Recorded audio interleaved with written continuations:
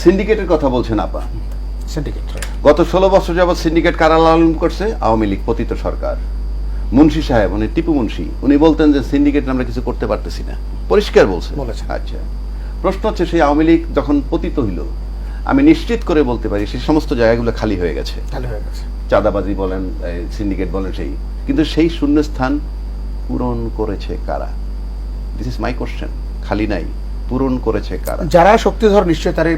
আমার অত দরকার নাই তো, যারা পূরণ করেছে তাদের কাছে দেশ নিরাপদ কিনা। সিম্পল, আপনি একবার বুঝে নেন কারা সিন্ডিকেট। দুই আসেন আইন শৃঙ্খলা বাহিনী, দুইটা কারণে সক্রিয় হবে আইন শৃঙ্খলা বাহিনী। Number one, if Yunus is removed, কালকে ইউনুস সাহেব ধাক্কা দা বাইর করে দেন, রাজ্জাকিরে বসান, সমস্ত প্রশাসন নামবে, আরামসে কাজ করবে। তাহলে কি আমি বেশি যোগ্য? নো, আমাকে ভর্তা বানাইতে পারবে প্রশাসন। এই জন্যে ইউনুস সাহেবের লোম টাচ করতে পারতেছে না কেউ। বাংলাদেশে ইউনুস সাহেবের লোম টাচ করার কোনো লোক নাই। আমি যদি প্রধান উপদেষ্টা আর ইউনুস সাহেব যদি স্বরাষ্ট্র উপদেষ্টা বানায় রাখি, তাও একই কাজ হবে। His presence in the state is enough. আরেকটা যদি বলেন যে ইউনুস সাহেব থাকবে না, নির্বাচন হবে, ইউনুস সাহেব থাকবে অন্য কোন প্রক্রিয়ায়, রাষ্ট্রপ্রধানরে সরাই দেন, তাতে আইন শৃঙ্খলা বাহিনী কাজ করবে। কারণ আইন শৃঙ্খলা বাহিনী দেখতেছে অর্ধেক আমাদের আছে। কারণ গেজেট অফিসারের চাকরি যায় রাষ্ট্রপতির কলমের খোঁচায়, চাকরি অ্যাপয়েন্টমেন্ট হয় তার কলমের খোঁচায়। হি ইজ অ্যালাইভ, সে আছে। সুতরাং ভয় তাদের কম। আপনি চাকরিচ্যুত করতে পারতেছেন না, স্বাক্ষরটা কিন্তু রাষ্ট্রপতি করবে। এবং আমরা অতীত দেখছি যখন মাঠে মার্শাল মানে আর্মি নামে, তারপরে কাজ হয় না। This is first time.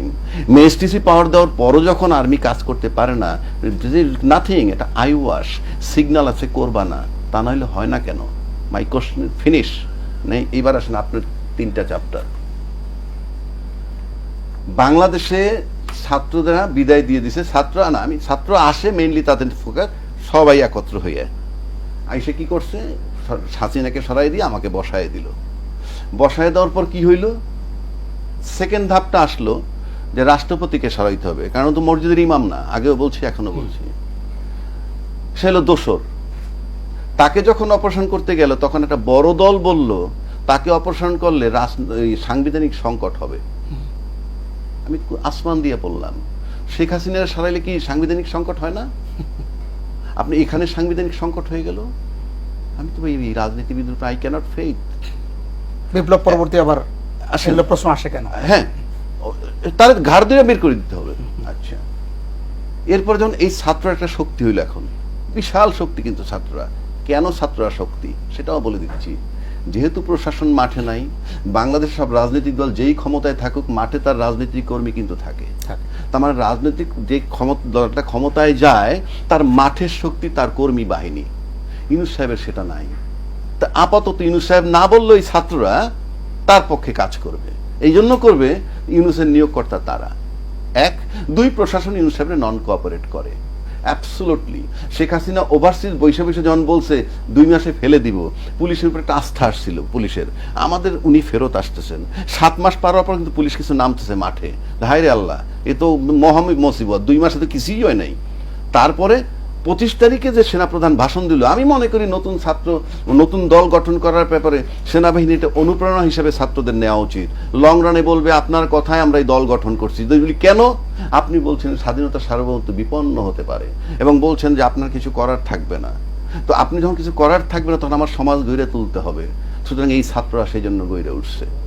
এই কথা যদি বলে কিছু করার থাকবে না, আমি তো বলি এইটাই তাদের বলা উচিত। 2 নম্বর, শেষ পর্যায়ে চলে আসছি আমরা, সময় একেবারে। 2 নম্বর আসেন, এখন বলছেন কারা কারা সংস্কার চায়, কারা কারা স্থানীয় নির্বাচন আগে চায়, কারা বিচার আগে চায়। ত্রিমুখী লড়াই হবে। এই ত্রিমুখী লড়াই কারণে আপনি ইউনুস সাহেব দেখবেন আজকে বিএনপির কথা বলছে, নির্বাচন হয়তো সংসদটাই আগে দিবে। কিন্তু এই ছাত্ররা যদি না মানে, আপনি কি করবেন? রাজনৈতিক অধিকার তার। কারণ আমি এই ছাত্র দল করব তা না, আমি মানসিকভাবে তাদেরকে সাপোর্ট করি। এই কারণে একটা ফ্যাসিস্ট সরকারের বিরুদ্ধে একটা রাজনৈতিক শক্তি দাঁড়াইছে। এছাড়া এক্সিস্টিং কোনো দলকে আমি সেভাবে দেখি নাই। সব দলের একত্র উচিত ছিল একটা জায়গায়, যে শেখ হাসিনার এবং ওই স্বৈরাচারের বিচারটা অন্তত করো। সেই একটা জায়গায় যদি একমত হইতো, এই ছাত্র দল গঠন করতে নাও পারতো। সুতরাং এই ছাত্র দল গঠন করার দায় ওদেরকে নিতে হবে, যারা এক্সিস্টিং দলগুলো ছিল। সুতরাং এটার দায় তারা। এখন ইউনুস সাহেব যদি নির্বাচন দেয়, আমি মোটামুটি নিশ্চিত নির্বাচন হওয়ার সম্ভাবনা খুবই কম। কারণ তিনটা ফোর্স প্যারালালি চলবে।